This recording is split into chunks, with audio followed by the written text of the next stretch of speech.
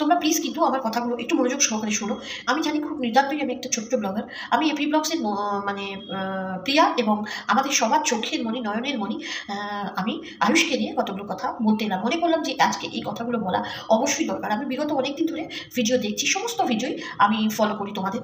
আমি প্রিয়াকে বলছি, আজকে সকালবেলা দেখলাম প্রবাসী ঘরকন্যা সুদূর বিদেশ থেকে উনিও ট্রাই করেছেন টাকা দেওয়ার জন্য। এটা কিন্তু শুধু কলকাতায় নয়, এখন বাংলাদেশ বাইরে সব জায়গা থেকে কিন্তু সবাই এগিয়ে আসছেন আয়ুষ বাবাকে সুস্থ করার উদ্দেশ্যে। কারণ একটা থ্যালাসেমিয়া পেশেন্ট যদি সে সুস্থ হয়ে মায়ের কাছে, মায়ের কোলে ফিরে যায়, এর চাইতে বড় আর কিছু হতে পারে না।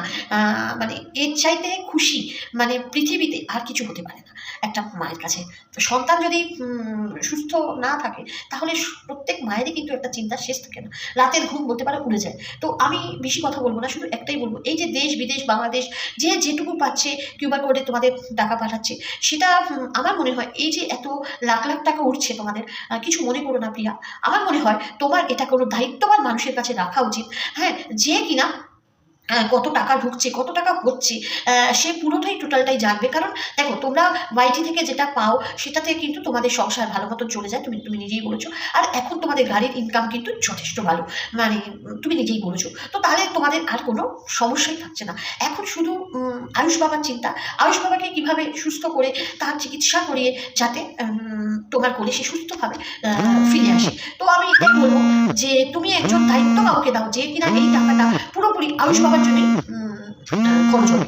তার কারণ দেখো, তাহলে কি হবে, তোমাকে কারোর কাছে তুমি কৈফিয়ত দিতে চাই পারবে না, কত টাকা উঠলো কিছু জানানোর দরকার পড়বে না। এমন একজনের কাছে দাও যে কিনা ওই টাকাটা কত টাকা হচ্ছে, প্রত্যেকদিন কত টাকা করে পড়ছে, শুধু বিদেশ বলো, বাংলাদেশ বলো, কলকাতা থেকে বলো, যারা তোমার আয়ুষ বাবাকে নিজের সন্তান মনে করে এতটা আশীর্বাদের হাত বাড়িয়ে দিয়েছে। আমার মনে হয় এটা তো একটুখানি কথা নয়, মানে একটুখানি টাকা নয়, অনেকটা। তো সেটা যাতে আয়ুষ বাবার সুস্থতার কামনা মানে ভালোভাবে হয়, সেটাই কিন্তু আমাদের লক্ষ্য, যাতে সে সুস্থ হয়ে মা বাবার কোলে আলো হয়ে সারা জীবন থাকে। তো আমার মনে হয় এই দায়িত্বটা কিন্তু একজনের উপর দেওয়া উচিত। কারণ দেখো, 10 মিনিটের ব্লগসে তুমি সব কথা বলতেও পারো না, আমরাও হয়তো সব কিছু বুঝতে পারি না, অনেক সময় মিস হয়ে যায়। তো সেই ক্ষেত্রে দাঁড়িয়ে আমার মনে হয় যদি এই এতটা অ্যামাউন্ট, এত আর একটুখানি অ্যামাউন্ট নয়, অনেকটা অ্যামাউন্ট, এই এতটা অ্যামাউন্ট যদি একটা বুদ্ধিসম্পন্নশীল একটা ব্যক্তিত্ব মানুষের কাছে, ব্যক্তিবান মানুষের কাছে এই অ্যামাউন্টটা রাখা হয়, তাহলে হয়তো আমার মনে হয় যে অনেক ভালোভাবে, আমি জানি মা বাবার কাছে সন্তান অমূল্য সম্পদ, তার চাইতে ভালোভাবে দেখাশোনা কেউ করতে পারে না।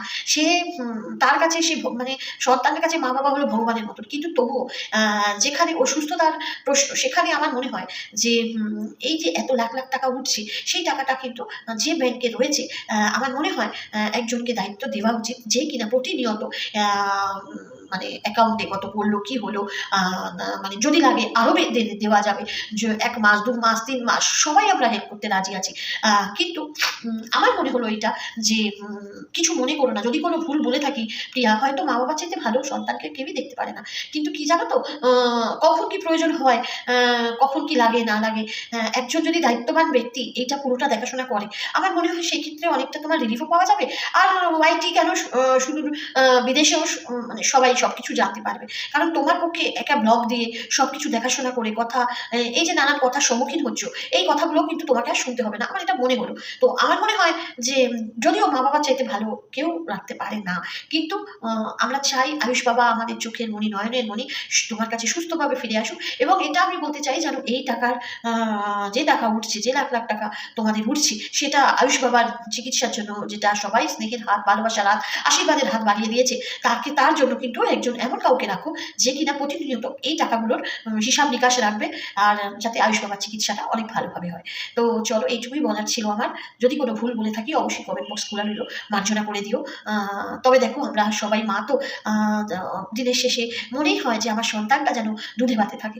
আমাদের সময়টা কেটে গেছে, কিন্তু আমার সন্তান যেন কখনো খারাপ না থাকে। তো এই কথা মনে করেই আমি কিন্তু কথাটা বললাম যে এই দায়িত্বটা দেওয়া হোক এমন একজন ব্যক্তিশীল মানুষের কাছে, টাকাগুলো যে তার সব কিছু, ওষুধ থেকে, মেডিসিন থেকে, ডক্টর থেকে সব কিছু তদারকি করবে। তো চলো, টাটা, এইটুকুই বলার ছিল আমার।